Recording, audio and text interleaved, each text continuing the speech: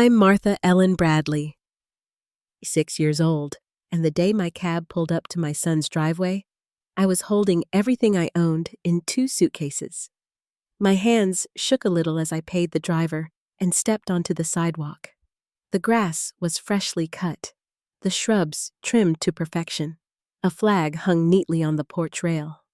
The house looked nothing like the one I left behind in Pittsburgh that morning when I said goodbye to 40 years of memories I didn't know. I'd be sleeping in a barn by nightfall before I go any further. Let me know where you're listening from in the comments, and hit that like and subscribe button if you've ever given someone a second chance that they didn't deserve. I grew up in Ohio, raised by parents who believed in hard work and clean honesty. My mother taught piano lessons from home, and my father worked for the post office. Never once did I see them lie, steal, or leave someone out in the cold. They didn't have much to pass down, but what they did give me was enough to build and so on. Quiet life. Harold and I met at a church supper. He was an accountant, not flashy, but steady. We married late, had our son Randall when I was nearly 40, and made a home in a modest brick house on the east side of Pittsburgh. I worked most of my life as a supermarket cashier, even after my knees started to ache, because Harold believed in saving for a rainy day, and I believed in standing beside him through every one of them after he passed 3 years ago. From a heart attack, the house started to feel too large and too full of silence. The roof needed patching, the furnace quit twice, and the taxes kept rising. My pension could only stretch so far. I made the call to Randall, told him I couldn't keep the house up on my own, and after 3 days he said I could come live with them for a while, until something more suitable came along. Heather opened the front door when I arrived. Her smile looked practiced, not warm. She wore a smart black blouse that matched her lipstick and called me by my full name, like I was a client, not her husband's mother. "Randall's still at work," she said. Come in, come in." The entryway was spotless, white tile, polished to a shine, a vase of lilies on the console table. I followed her through the kitchen, expecting to be shown upstairs, maybe a guest room. But instead, we stepped out the back door and across the lawn toward a small detached building painted the same beige as the main house. "We started turning this into a studio last summer," she said, unlocking the door, but never really finished it. Inside was a narrow bed, a wobbly table, a closet no bigger than a broom cabinet, and a heater that looked like it came from a yard sale. There was a sink and a cramped bathroom with a sliding plastic door. It was clean enough, but it felt like stepping into a storage shed, not a home. Heather said it was temporary, just until the renovations were done upstairs.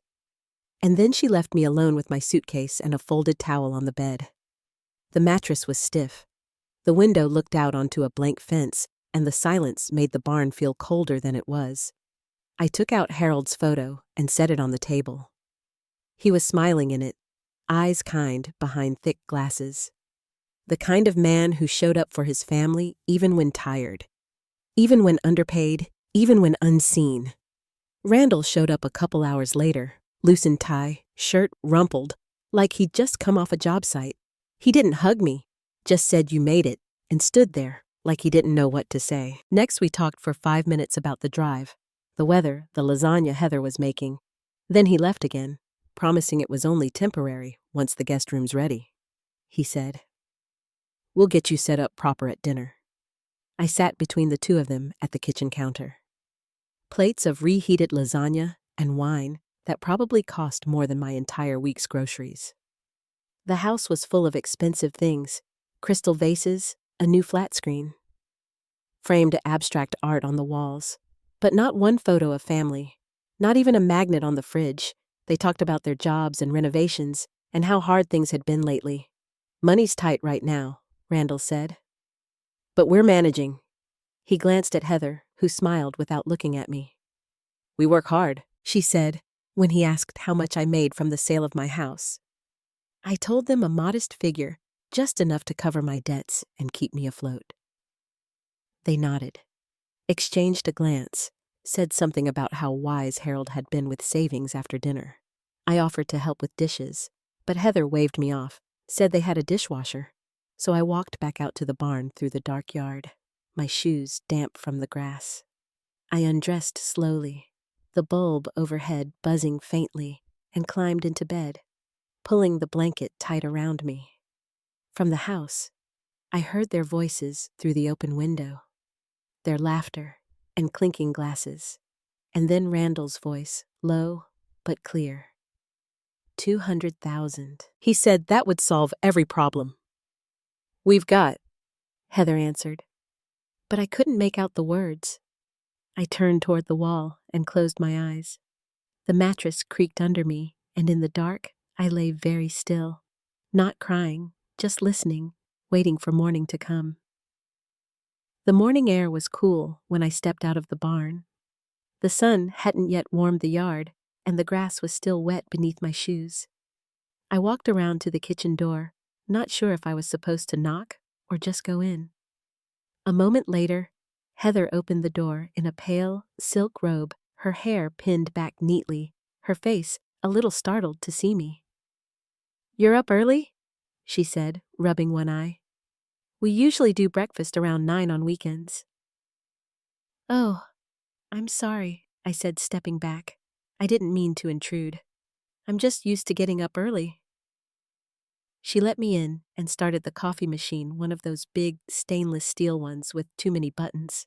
She moved around the kitchen with quiet efficiency, barely making a sound.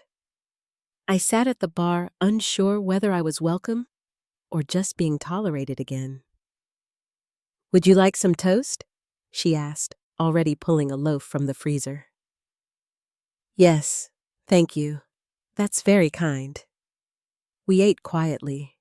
She had yogurt and fruit, and I had a slice of toast and a cup of strong coffee.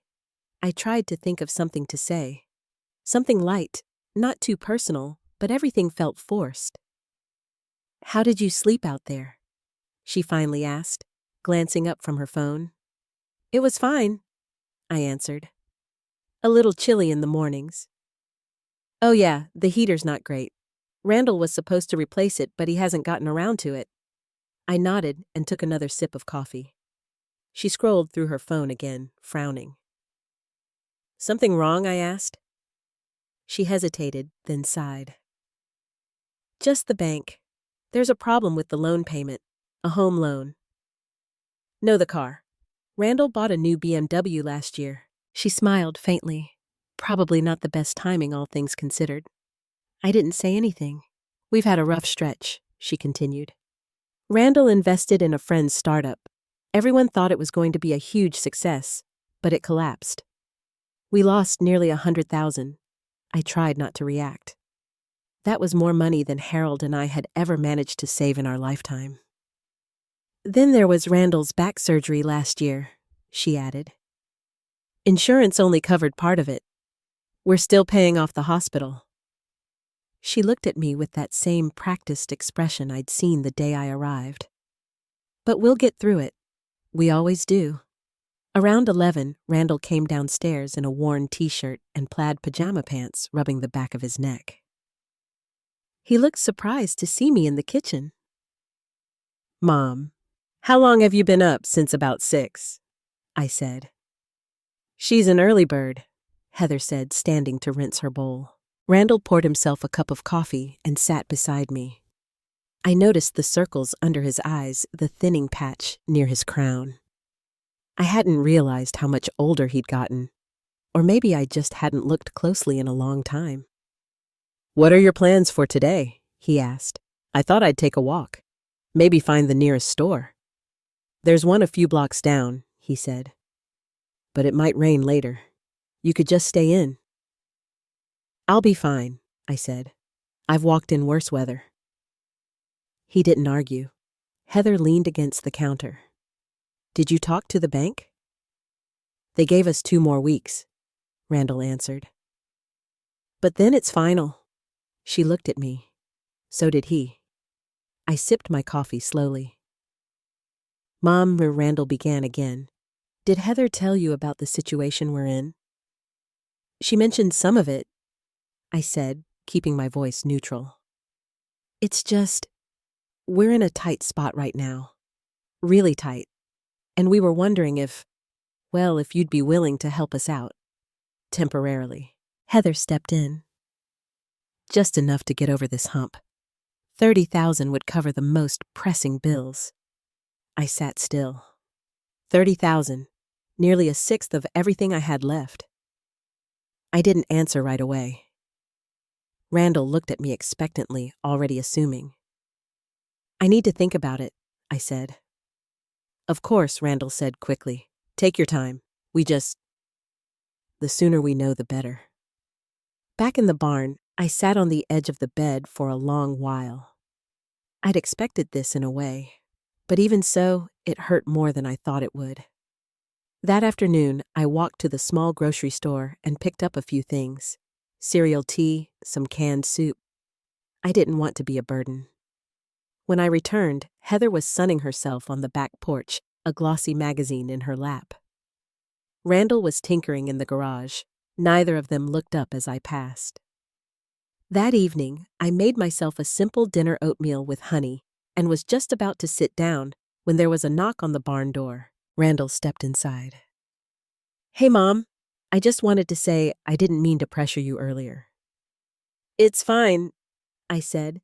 It's just, we're really struggling, and you're the only person we can turn to. He looked around the room. Is the heater working okay?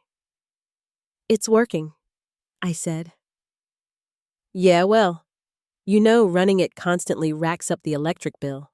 Same with the water. There it was, the suggestion that my presence was becoming expensive. I'd be happy to contribute, I said. How much do you want for rent? He blinked. No, that's not what I meant. I stirred the oatmeal and didn't reply. Well, I won't keep you, he said, standing up. Good night. I didn't eat much after that. The next morning, I didn't go up to the house for breakfast. I stayed in the barn, drank tea, read a few pages from an old Dickens novel I'd brought from Pittsburgh. Late morning, Heather peeked into the barn. She wore a cream-colored dress and heels a leather purse slung over her shoulder.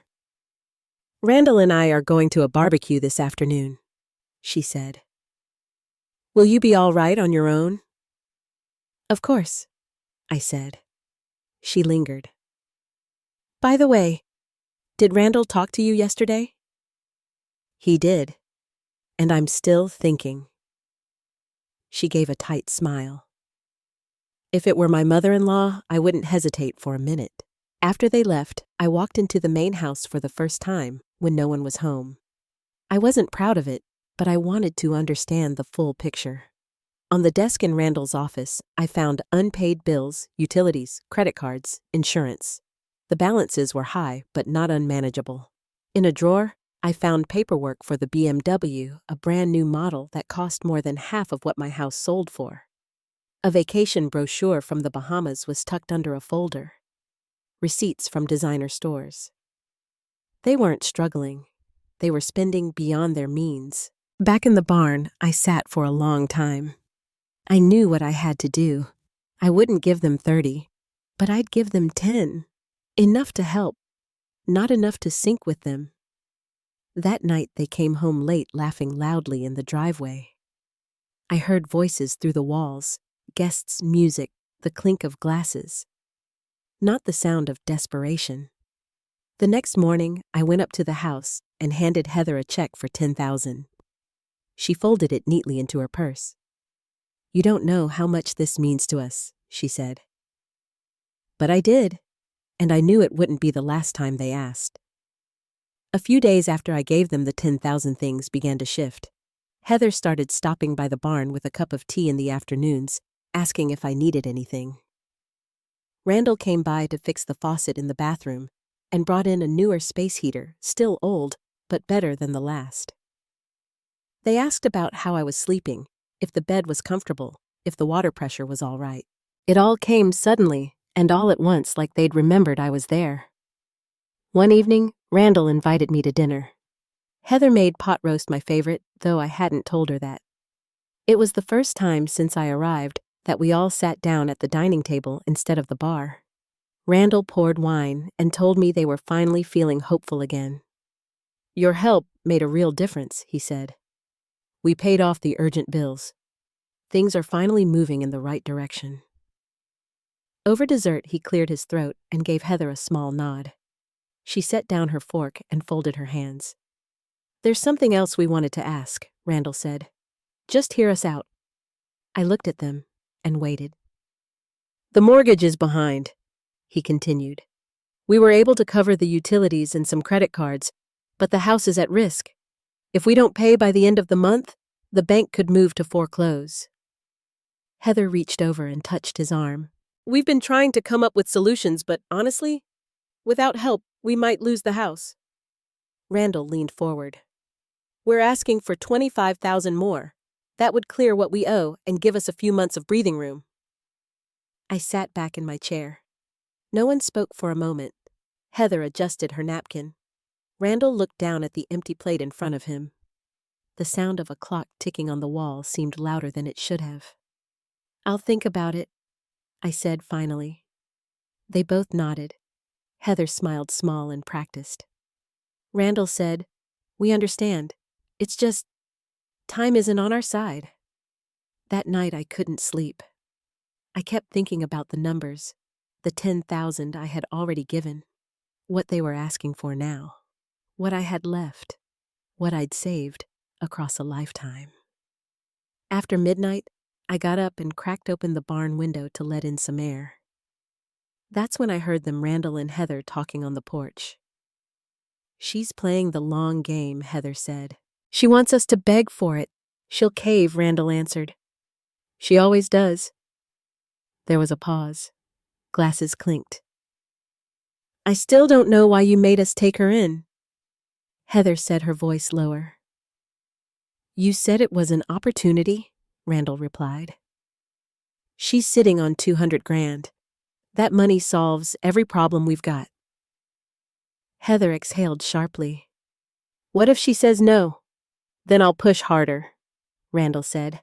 "Start reminding her she's living in our backyard, that everything here costs money. She'll come around." "Or we get power of attorney," Heather said. Randall laughed quietly. "For her own good, of course." They laughed together after that. I closed the window gently and sat down on the edge of the bed. I didn't move for a long time.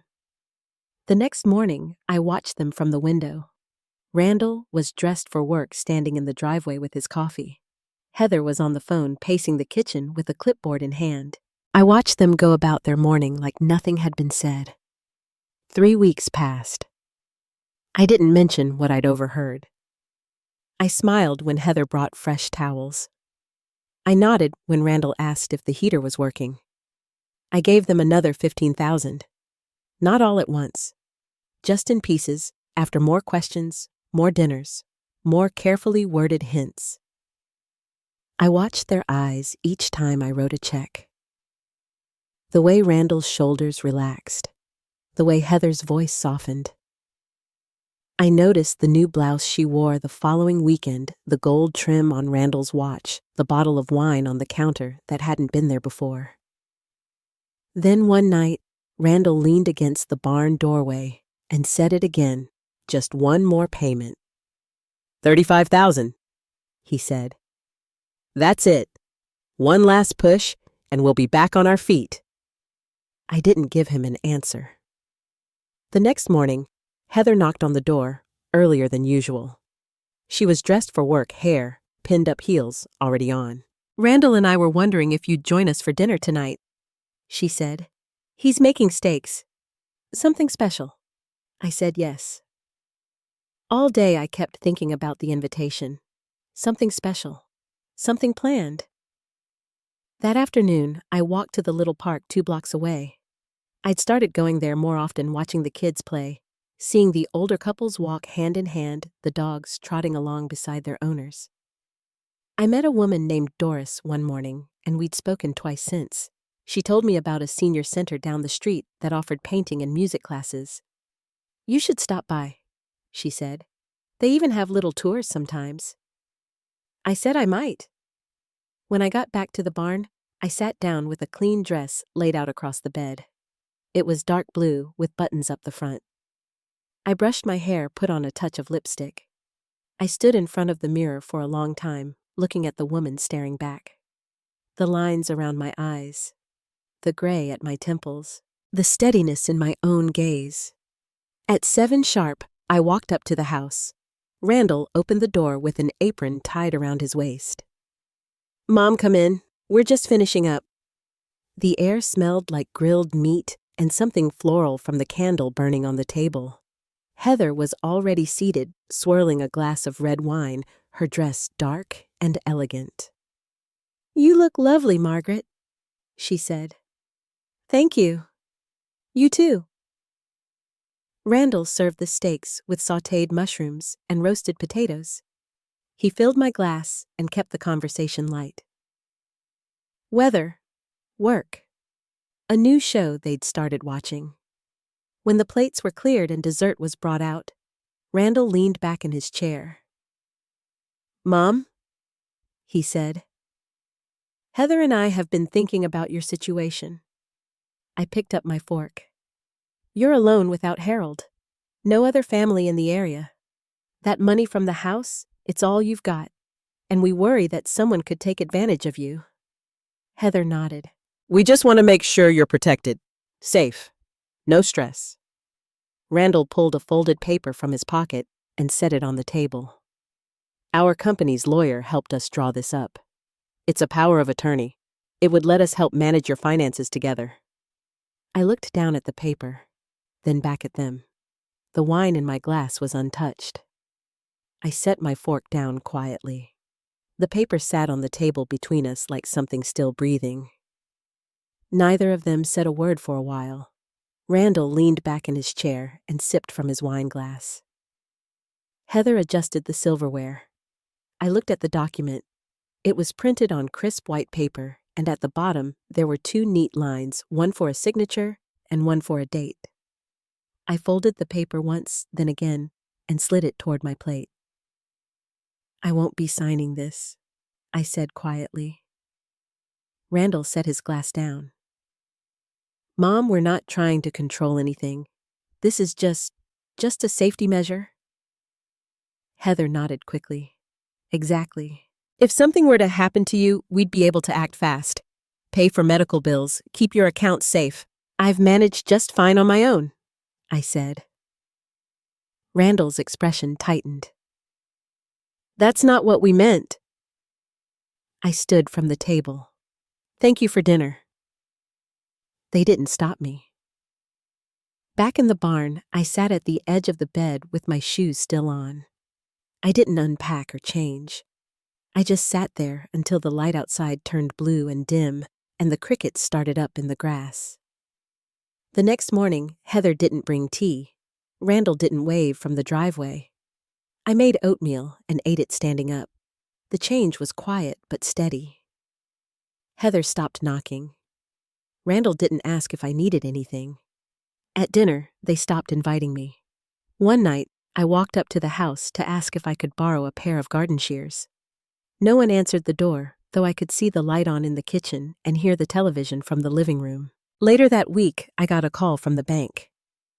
My checking account had been flagged for unusual login attempts. Someone had tried to change the password. I called the number they gave me and spent 30 minutes on hold before speaking to someone who confirmed that the login attempt had come from an IP address in my area. That was all they could say. I reset everything. I added new passwords, security questions, 2-step verification. Then I sat back in my chair and stared at the closed laptop. That afternoon, I visited the senior center Doris had told me about. It was small and bright and smelled faintly of cinnamon and fresh paper. The woman at the front desk handed me a brochure and told me about the Wednesday watercolor group. "We've got a few widows who come every week," she said. "They'd love to have you." The next morning, I packed up my things in 2 boxes. I didn't own much anymore. A few blouses, some letters from Harold, a small jewelry box I hadn't opened since Pittsburgh. I set them by the door and waited until late afternoon. Randall came down to the barn just before 6. He looked tired. Mom, we haven't seen you in a few days. I know. I talked to Heather. We wanted to apologize if we pushed too hard. I'm leaving, I said. He blinked. Leaving. Where would you go? I've already found a place. Just a room. Month to month. It's walking distance from town. He looked around the barn. What, you're just going to leave? I've appreciated your hospitality, I said. But I think it's time. He stared at me for a moment, then let out a breath through his nose. So what? That's it? You just pack up and vanish? I didn't vanish. I just don't think this arrangement works anymore. Fine, he said, if that's what you want. I've already paid through the end of the month, I added. He scoffed. You didn't pay anything. I held up a receipt. I transferred rent to your joint account. I made sure. He glanced at the paper, then back at me. I guess that's it then. Yes, I said, that's it. I moved into the new place that weekend. It was small, but clean. A furnished room with a soft chair by the window and a kitchenette just big enough for a coffee pot and a toaster. The landlady was named Caroline, a retired librarian with sharp eyes and a quiet voice. She showed me around and gave me a folder with the Wi-Fi code written inside. I unpacked my things slowly, folded my clothes into the dresser, lined my toiletries on the shelf above the sink. On Sunday morning, I walked to the senior center and joined the watercolor group. Doris waved me over.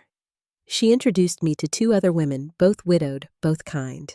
We painted small vases and fall leaves while someone played soft music from a speaker in the corner. Later that week, I got a card in the mail. No return address. Inside was a short message. Hope you're well. Heather says hello. I didn't write back. At the center, I started joining more groups. A memoir writing class on Thursdays. Chair yoga on Mondays. I took my meals in the little garden behind the house when the weather held. I started sleeping through the night again. Then 2 weeks after I moved, Caroline knocked on my door. She looked concerned. Margaret, you got a call. Someone asking about you. Said they were your son, but something didn't feel right. I asked what he'd said. He asked if you'd had any health issues recently. Wanted to know if anyone else was listed as your emergency contact. I told him that wasn't information we shared. Thank you, I said. You're safe here, she said gently. We don't give out details. After she left, I checked my bank accounts again. Everything was unchanged, but I still went down and opened a new one with a different bank the next day. That night, I sat at the window and watched the light change over the neighbor's rose bushes. The sky turned from pale orange to that deep indigo that settles before the stars appear. I thought about Randall's voice, flat and rehearsed. I thought about Heather standing in her kitchen smiling with her eyes while planning something else entirely. They weren't done. I knew that now. The letter arrived on a Thursday afternoon, tucked among the grocery store coupons and a folded ad for roofing repair. It was cream-colored and heavy, the kind of paper that made you slow down when opening it. There was no return address, just my full name written in confident cursive. Inside was a formal invitation. A business luncheon at a private club on the north end of town, hosted by Randall and Heather Rusk, co-founders of Rusk Financial Solutions. I read it twice. The event was real. A handful of their former colleagues had RSVP'd. There was a guest speaker listed and a note about parking arrangements. At the bottom, in smaller print, was this line: "Please help us welcome our newest investor, Margaret Halbrook." The name hit like cold water. I walked to Caroline's kitchen and held the invitation out. They've involved me in something I said, without my permission. She read it. Do you want me to call someone? No, I said. But I think I will. That night, I sat at my small kitchen table with a legal pad and wrote down everything I remembered. The payments I'd made, the amounts, the login attempt on my account, the document Randall had presented after dinner. I gathered receipts, text messages, copies of the transfers. I created a folder on my desktop labeled Protection and saved scans of everything I had. The next morning, I called a law office 2 towns over that Doris had mentioned in passing. She'd used them after her husband passed. I made an appointment under my maiden name. The receptionist's voice was warm. Thursday at 11. Ask for Mr. Kramer. I spent the next 3 days gathering anything that might help. When I arrived at the office, I wore the dark slacks and jacket I'd brought from Pittsburgh. I hadn't worn them in over a year. The buttons still held. Mr. Kramer met me in the waiting area. He was younger than I expected, maybe late 40s, with wire-frame glasses and a quiet way of listening. He led me into a small conference room and let me speak without interrupting. I told him everything. He didn't rush. He took notes, stopped only to ask for dates, documentation clarification. When I finished, he tapped his pen against the legal pad and leaned back. Would you be willing to give a sworn statement? Yes, I said, and if necessary, testify. I would prefer not to, I said. But if I have to, I will. He nodded. We'll start by securing a cease and desist. Then we'll request any financial disclosures connected to the business entity they've registered under your name. They don't have my permission, I said, to use my name, to call me an investor. They'll be served, he said, and we'll monitor for fraud. If funds were misrepresented or used under false pretenses, there may be grounds for civil action. I nodded. Good. We spent another 30 minutes reviewing details. He asked about my late husband's estate, about the sale of the house, about my relocation. When it was time to leave, he handed me a folder. This is for your records. We'll be in touch within 5 business days. I thanked him and stepped outside. The air felt different. Back at the boarding house, I made tea and sat on the back porch. The roses next door were blooming again, and the breeze carried the smell of cut grass and clean linen. The following week, the call came from Kramer's office. They've taken out a line of credit, the assistant said, using your name as a co-signer. My heart didn't race. I just reached for the pen and wrote it down. Later that day, Randall left a voicemail. Mom, we got a call from some lawyer. I don't know what you're thinking, but this isn't how family handles things. You're making something out of nothing. I saved the message.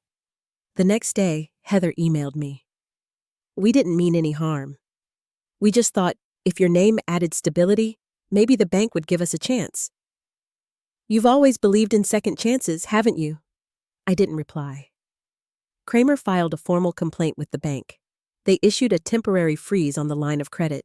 Then he filed a fraud report with the county. 1 week later, Randall and Heather received a letter of intent. The charges were clear fraudulent misrepresentation, unauthorized use of identity coercion. Kramer told me to expect a pushback. It came in the form of a knock. Randall stood at the front door, his tie crooked, his eyes tired. I just want to talk. Caroline stepped outside behind me. This is private property, she said. You're not allowed here without permission. I'm her son. Caroline didn't flinch. And I'm her landlord. Randall looked at me. You're ruining us. I said nothing. I'm your only child, he said. You should leave, Caroline said. He didn't argue.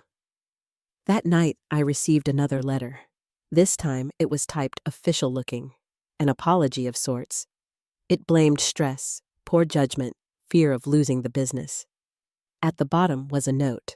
We'll remove your name from all materials. We'll stop using your name. I gave it to Kramer. He smiled and set it aside. They're scared, he said. That means they'll fold. I walked home from his office with my hands in my coat pockets. The breeze was sharp, but not cold. I stopped by the bakery and bought a slice of lemon cake. That night, I sat on the porch and watched the sun sink low over the rooftops. Caroline stepped out to water the potted geraniums. "How was it?" she asked. "Progress," I said. She nodded once, then turned back to the hose. I finished the cake slowly. The summons arrived in a manila envelope delivered by courier just before noon on a Tuesday. I was peeling apples for a pie crust when Caroline brought it in. She set it gently on the kitchen table, then stepped back, waiting. I opened it slowly, careful not to tear the corners. Inside was a formal complaint Randall and Heather were filing a counterclaim. They accused me of defamation, intentional interference, and elder coercion. The words didn't even make sense, but there they were, typed neatly in black ink, with their names signed at the bottom. Caroline read over my shoulder. "This is desperate," she said. I called Kramer's office. He was ready. 2 days later, I sat in a small conference room with a court-appointed mediator, Kramer, at my side. Randall sat across from me in a suit too stiff for the weather. Heather just behind him, arms crossed. They didn't make eye contact. Kramer began calmly outlining a timeline of documented financial misrepresentation, unauthorized use of identity, and digital evidence tied to their home network. The mediator asked if we would consider a settlement. "We're not interested in public exposure," Kramer said. "We're interested in honesty." Randall cleared his throat. "We were under the impression my mother supported us. She never once said I said no." I replied, "More than once." The mediator turned to Heather. "And did you sign her name to any financial documents?" She hesitated, then said, "Only to help the business qualify for a line of credit." The room went silent. Kramer slid a sheet of paper across the table. "This is a copy of that document. Forgery carries legal weight." They folded quickly after that. By week's end, we had a signed agreement, full withdrawal of all claims, removal of my name from any business or legal use, reimbursement of the line of credit to the issuing bank, and a public statement confirming I had no affiliation with Rusk Financial Solutions. Kramer asked if I wanted a formal apology. "No," I said. "Just closure." That evening, I walked home along the side street by the post office. It was quiet, except for the sound of cicadas and the occasional hum of tires on pavement. I passed the shop where I'd once bought a birthday card for Randall's daughter, still had the same window decals. Nothing had changed. And somehow, everything had. The next morning, Caroline made cinnamon rolls. She brought one to my room with a napkin folded underneath. "For peace," she said. I opened the newspaper while I ate. On page 3, there was a small notice, "Local firm disbands amid legal dispute." It didn't mention names, but I clipped it anyway. That afternoon, I returned to the senior center. Doris was working on a sunflower painting. She patted the chair beside her. "You missed the raffle," she said. "But I saved you a brush." We painted in silence for a while. Then she asked, "So how's that family of yours?" I dipped the tip of my brush in ochre yellow. "Smaller than it used to be." She nodded. "Sometimes smaller is better." When I got home, there was another letter on my doorstep. No stamp, no envelope, just a folded page tucked under the mat. It was Randall's handwriting, short and uneven. We never meant for it to go this far. We thought we could fix things. I hope someday you'll forgive us. I folded the letter and placed it in the drawer beside my bed. That night, as I sat by the window, I thought about the last 6 months. About leaving Pittsburgh. About Harold's laugh echoing through our old kitchen. About Heather's forced smile. About the barn. About the silence. And I knew then this wasn't the end of anything. It was the beginning of something else. The house Randall and Heather had used for their business, Harold's old farmhouse, was officially listed for sale 2 weeks after the court agreement. I saw the sign while driving to the hardware store. A red arrow pointed toward the gravel driveway where weeds had begun pushing up through the cracks. The listing was simple. 3-bedroom, 2-bath with detached barn. Needs light renovation. Price to sell. Kramer called the following morning. "It's being sold to cover the settlement," he said. "The proceeds will go toward the bank reimbursement and our fees. You'll be made whole before year's end." I thanked him, then set the phone down and stood for a long time at the kitchen sink, hands in the dishwater. The barn had been Harold's place long before any of this happened. He used to hang tools along the back wall, label each nail jar, keep a radio playing gospel or baseball depending on the day. By the end of the month, an offer was accepted. The buyers were a retired couple from Missouri looking to settle closer to their grandkids. They planned to turn the barn into a guest house. They asked if you'd walk through with them, the agent said. They want a sense of what the house was like before. I said yes. The walkthrough was set for a Saturday afternoon. I wore a cotton blouse and slacks, nothing formal. The couple, Nancy and Charles, were kind. Nancy carried a notepad, and Charles kept checking the foundation lines like he knew where every weak board might hide. "This place has good bones," he said. "Just needs some heart again." We walked through the kitchen, the back hallway, Harold's study. I answered their questions about the furnace, the plumbing, the barn roof. When we got to the porch, Nancy turned to me. "Would you come by when it's finished?" she asked. "We'd love to show you what we do with it." I nodded. "I'd like that." On the way home, I stopped by the market, picked up flour, eggs, and buttermilk. That night, I baked cornbread in my cast-iron skillet the way I used to when Harold was still here. Around 9 p.m., my phone buzzed. It was a local number I didn't recognize. I let it go to voicemail. The message was from a reporter. "Hi, this is Melanie Grant with the Courier," she said. "I'm putting together a piece on elder financial exploitation, specifically within families. I understand you've been through something similar, and your attorney said you might be willing to talk." I played the message again, slower this time. The next morning, I returned the call. We met at a coffee shop not far from the courthouse. Melanie was in her 30s, neat handwriting, sharp eyes. She brought a recorder but said it was optional. I told her I didn't mind. She asked me to walk through what happened. I kept my voice steady, gave only the facts, the transfers, the forged paperwork, the court agreement. She listened carefully, wrote notes in the margins of her pad. "Why share this now?" she asked. I thought about it for a moment. Because it doesn't have to stay in the dark. The article came out 2 Sundays later, just beneath the fold. When trust is broken. One mother's fight for financial dignity. My name wasn't used per my request, but the story was unmistakably mine. Caroline read it at the table with her morning coffee. She slid the paper toward me, her finger resting on a single line near the end. Sometimes protecting your legacy means protecting yourself from the people you raised. The next week, the senior center called. "We're starting a program," the director said. "Financial awareness for caregivers." We were wondering. "Would you speak?" I agreed. That Thursday, I stood at the front of the community room in a blue cardigan, my notes folded in my hand. About 20 people showed up, most of them older, some with walkers, others with notepads and pens. I shared what happened, how quiet the signs were, how natural it felt to say yes, how easy it was to feel ashamed for asking questions. When I finished, a woman in the front row raised her hand. Her voice was soft. "How did you start again?" I looked at her. "By saying no," I said, and not explaining why.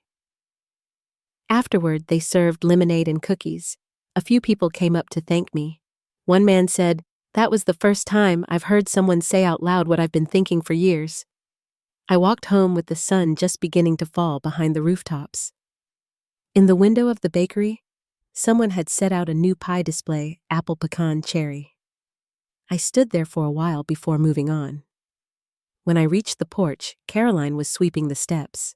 "You have mail," she said, "from the bank." I opened the envelope inside. It was a notice confirming full reimbursement had been processed.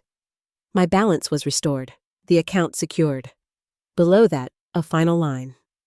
The business listed under Rusk Financial Solutions has been closed. I folded the paper and placed it in the drawer beside my bed next to Randall's letter. The wind outside picked up just slightly, brushing against the window glass. Caroline had started repainting the porch rails by the time fall settled in. She chose a soft sage green, said it reminded her of Grandma's kitchen walls. The mornings had turned crisp, the kind where steam rose from your coffee and you reached for a sweater without thinking. I found myself moving slower, not from age, but because I wanted to notice more. The smell of earth after a light rain. The feel of warm bread just out of the oven. The sound of my granddaughter's feet skipping across the kitchen tiles. A few weeks after the article, the senior center hosted a luncheon. It was simple folding tables, chicken salad, a tray of brownies someone made from scratch. Toward the end, the director tapped her glass and nodded toward me. "We'd like to thank Edith Wembley for her strength and grace," she said, "and for reminding us that boundaries are not the end of love, but the beginning of respect." I stood not expecting to say anything, but the words came anyway. "I used to think keeping the peace meant keeping quiet," I said. "But sometimes, peace only comes after a storm clears the air." There was a hush. Then someone clapped. Then the whole room did. That night, Caroline sat across from me at the kitchen table with her laptop open. "You've gotten 12 emails," she said, "all from people who read the story or saw the talk. Most of them just want to say thank you." I nodded. "Good," I said. Then it wasn't wasted. By the time Thanksgiving came around, the house felt full again, but in a quieter, truer way. No forced smiles. No pretending things were fine when they weren't. Just me, Caroline, and April, who'd brought over a cranberry pie with a crust she made herself. We ate by candlelight, the good dishes out the windows steamed from the oven heat. I said grace not with flourish, just with thanks. Thank you for food, for safety, for another chance to love the people who stayed. Later that evening, I stepped out onto the porch alone. The street was quiet. A few houses still had porch lights glowing. I looked at the mailbox across the yard, the one I'd walked to every day for years. There were days when I used to dread what might be inside bank notices, court letters, Randall's neat little deceptions typed in black and white. But now it held other things. April's report card, birthday cards from friends I thought I'd lost, a handwritten thank you note from the couple who bought Harold's farmhouse. They'd planted daffodils out front and were inviting me to tea in the spring. I stayed out there until the cold crept in.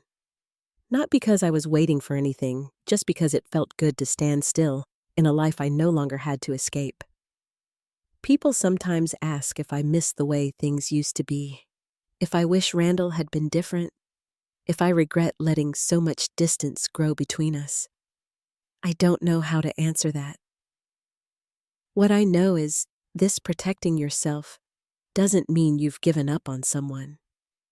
It just means you've chosen to stop giving them the parts of you they've never learned to value. And if there's any lesson worth passing down, especially to April, it's that. That dignity, quiet, steady dignity, is worth more than any apology that comes too late. Thank you for listening to my story. And if any part of it made you pause or reminded you of your own strength, I hope you'll share it. Sometimes just speaking it aloud is the first step to healing.